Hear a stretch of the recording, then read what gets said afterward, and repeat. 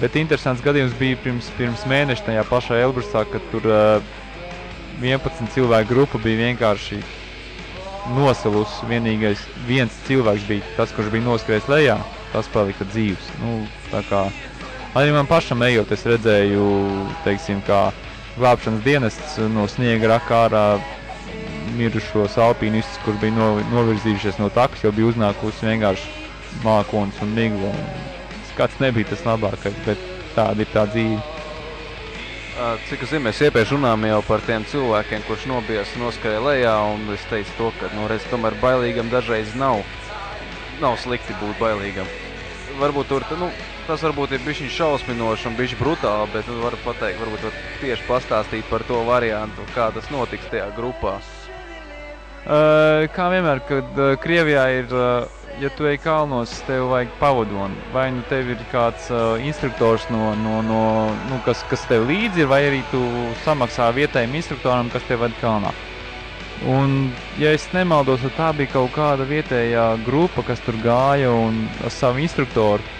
Un, ja es nemaldos, tas instruktors bija izdomājis palikt un nogaidīt to miglu un mākoni, kas bija uznākuši, teiksim, uz tā kalnu, un līdz ar ko nokritās uzreiz temperatūra līdz -40 grādiem. Un tikai viens cilvēks, kas teiksim, tā sapsikojās un teica, ka viņš nepaliks te gaidot labākus laikus, ka viņš noskrēja lejā, viņš ir izdzīvojis, bet pārējie, kas sēdēja un gaidīja, viņus tā arī atrada.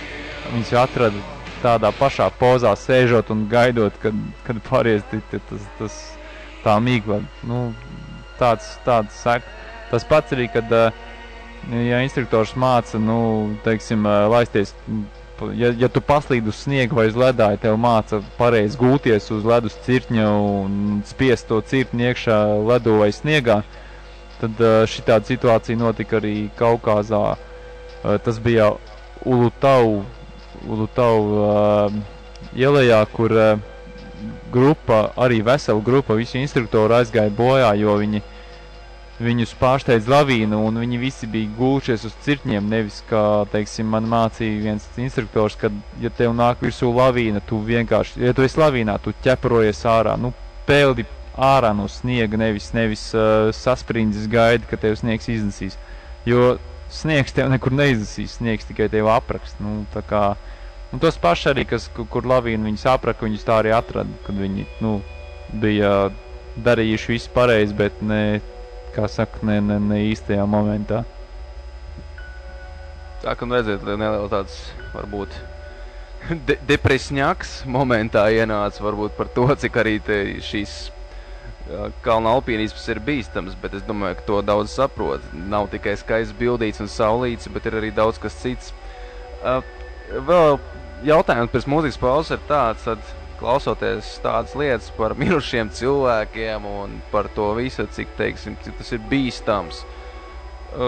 Kas ir tavs dzinulis? Kāpēc tu vispār, mūsdienu sabiedrībā būtu teikt tā, kāpēc tu tērē naudu, brauc un riskē ar savu dzīvību? Ja tas ir, tad mēs pat nezinām, kas tas ir, kas ir tavs, ko tu saņem beigās, kas ir tavs gandarījums. Tātad, kā varbūt jautājums ir tāds, kas ir tavs dzinulis, kāpt tajos kalnos, dēļ kā tu to dari? Kādas iedvesmas pēc?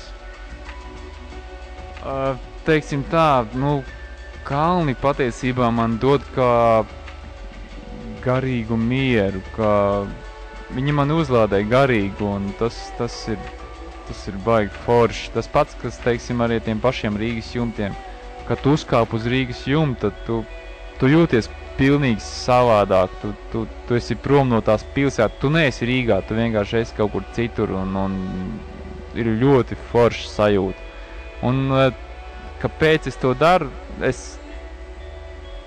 Man patīk, man nav citu vārdu, kā man tas ļoti patīk, un es esmu gatavs tiešām patiesībā tērēt visu savu naudu, ja man tāda būtu šobrīd, un braukt uz kalniem un kāpt un visu ko darīt. Tā kā tas ir cilvēki, kas to sauc par kalnu slimību. Jā, lielā mērā tā ir kalnu slimība, bet tas tas tāds dzīves veids jau sāk palikt drīzāk nekā kā slimība. Tātad reāli, nu, cik saprotam, nekas mūžā tev neapstinās kāpt tajos kalnos. Vai tev ir kaut kāds mērķis no tā visa? Nu, ja citiem cilvēkiem ir aizmirst to kalnu nosaukumu, kur jāuzkāpja Opits, vai ne? Everests, ja? Nu jā, Everests. Nu tad, vai tev arī ir kaut kāds mērķis, teiksim, kaut kāda virsoti, kas tev noteikti ir jāiekaro, varbūt, ko tu esi atlicis, teiksim, uz nākotni, un ko tu ceri vēl iekarot? Nu, teiksim, visiem ir kaut kāda pakāpeniski iet pa kaut kādām lietām, cik es zinu, tad ir sākt no mazākām, tad lielāk, sarežģītāk. Un varbūt tev ir kaut kāds mērķis, vai varbūt sapnis dzīvē, kur tev jāuzkāpj.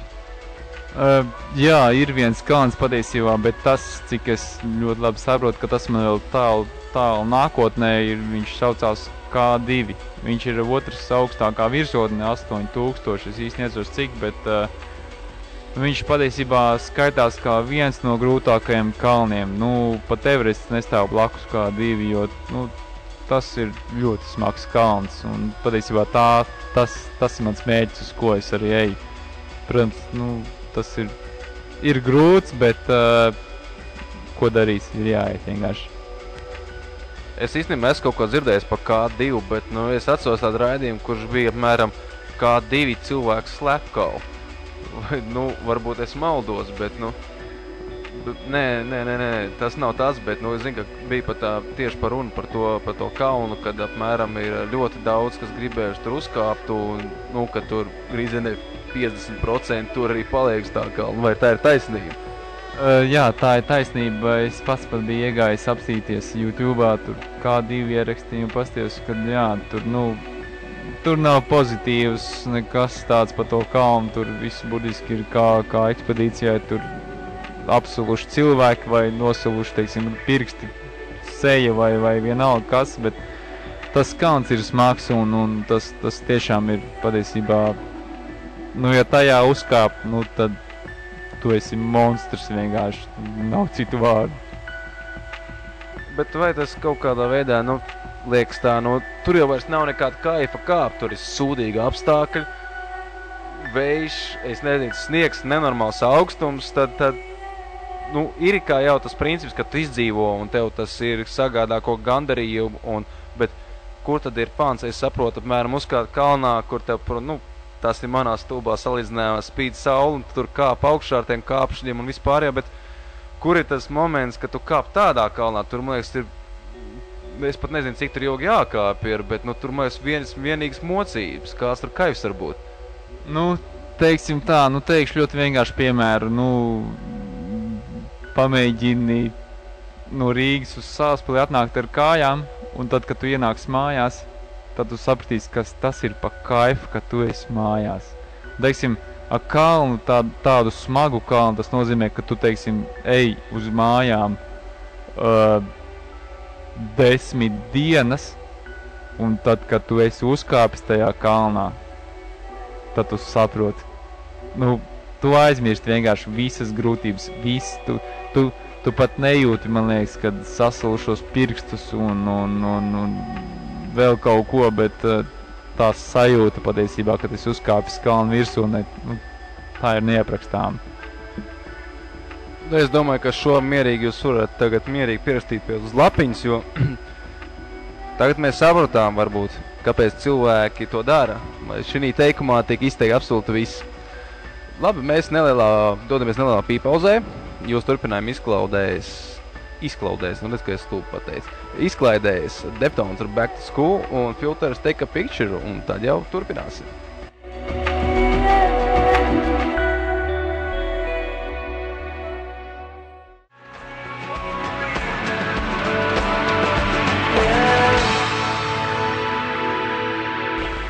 Tā, mēs esam atpakaļ pēc mūsu nelielās muzikālas pauzes.